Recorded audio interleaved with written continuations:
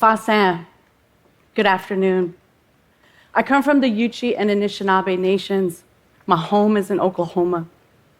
I have been a community organizer for indigenous rights, environmental justice, and climate justice for more than 30 years. I don't believe that I'm old enough to do anything for that long, but here I am.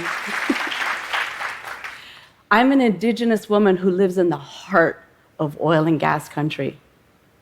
And what that means for me is that I am in a constant state of thinking about the environment and climate change. And so I want to share a few things that I know and have learned along the way in my work. One is we cannot rely on those who created the problem to fix it.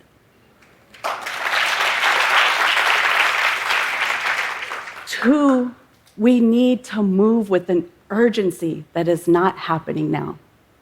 And three, we need leaders who are experiencing the harm to be the ones coming up with the solutions. So it is clear that world leaders are looking for solutions to this climate crisis, but they are looking for them through a lens of the economy. And so that means they are moving with a casualness that doesn't make it seem like there's a real emergency. And they're also being sold then solutions that are basically band-aids and not actual cures to the problem. They're being sold techno fixes and market schemes that really maintain business as usual. And instead, we need to be thinking about what could be different. So I was recently at the United Nations Conference on Climate Change, COP26, that just happened in Glasgow, Scotland, just this past month. And it was apparent to me that those who created the agenda are also part of the problem. First of all, they created an admittance policy that was really a policy of exclusion for many grassroots communities across the world, and especially those of the global south. That policy also ensured that the largest badge delegation at COP were fossil fuel lobbyists. Can you believe that?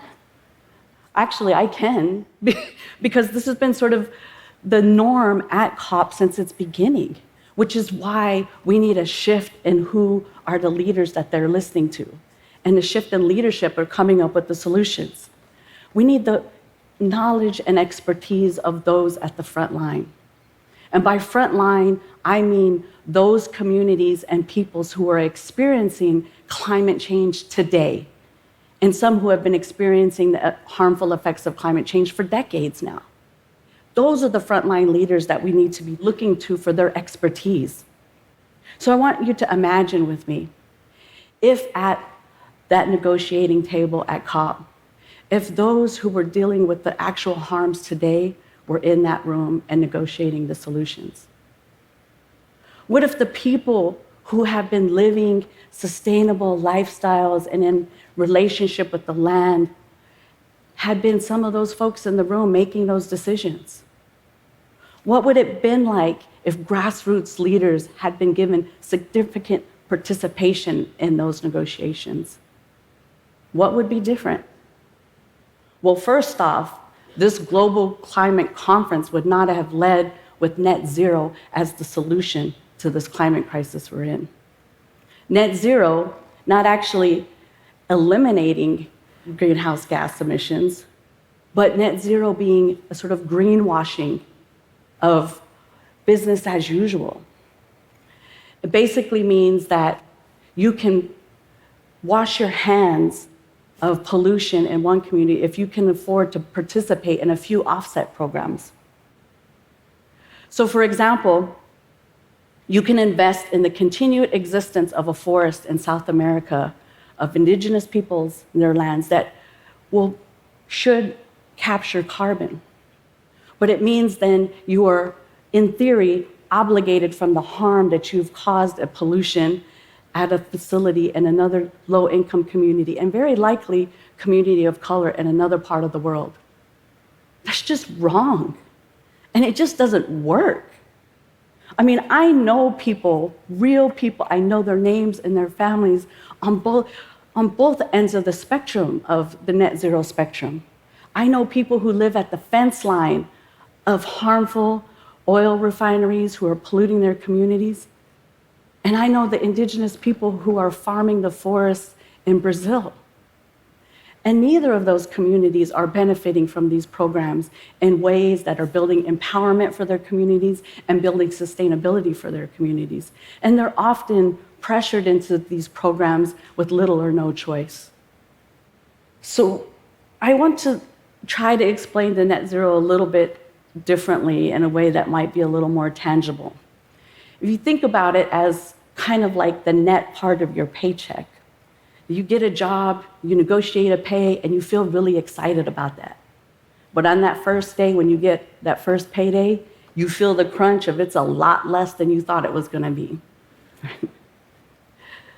It's the same with the net zero emission targets, right? It sounds good on the front end, but when it all comes out in the wash, it's much less than what we need to have happen to impact real significant change right now. So what we need is a shift in leadership. We need leaders who are moving with the urgency that people are feeling harm and hurt today. And we need leaders who are moving with the values about community and about the land and the relationship with land. Those are the kind of leaders that we need to have leading with the solutions and the negotiations of addressing this problem on a worldwide level.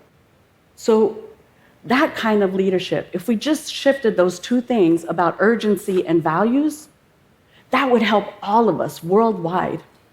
Because what we need is a set of leadership that is going to do the work that we need to have done, which is to move away from dirty, extractive, harmful energy to solutions that are local, community-based, community-held, regenerative energy models. And they exist. They exist in communities where people are saying, hey, if the government's not going to help us, we're going to do what we need to do right now. And they are doing these projects in their communities.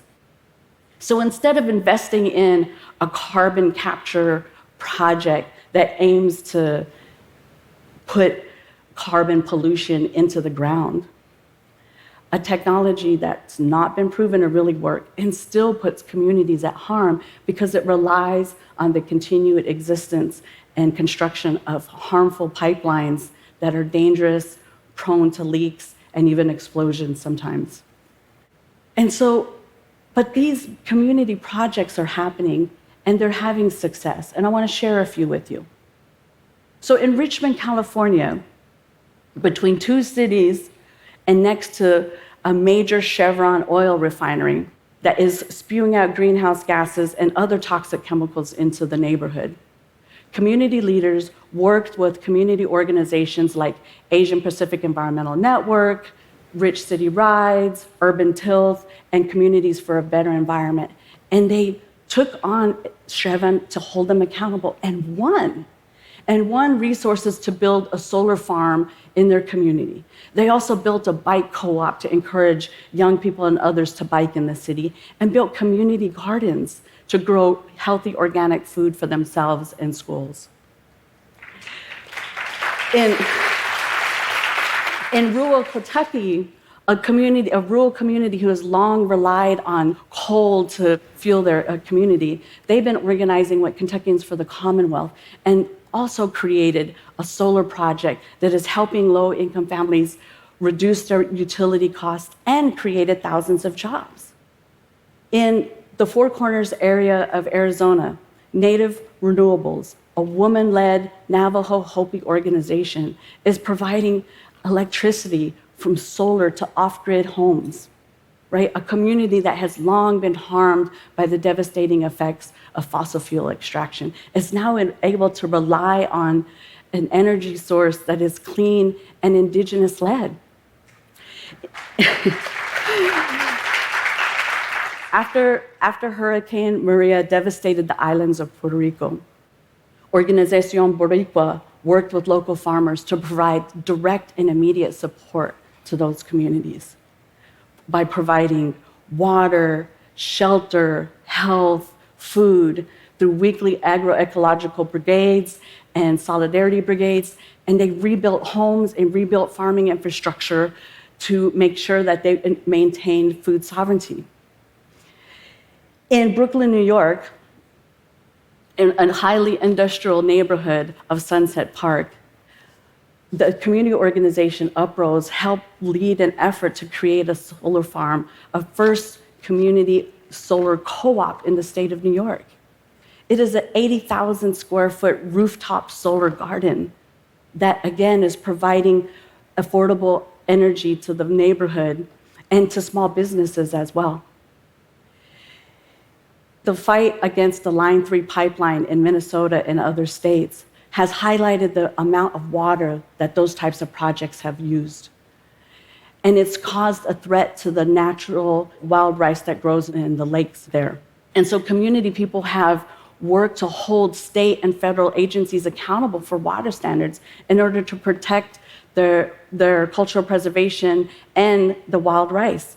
And in New Jersey, Ironbound Community Corporation, along with the New Jersey Environmental Justice Alliance, has helped push legislation that has enabled the state to deny permits, any new permits, to already overburdened, overpolluted neighborhoods.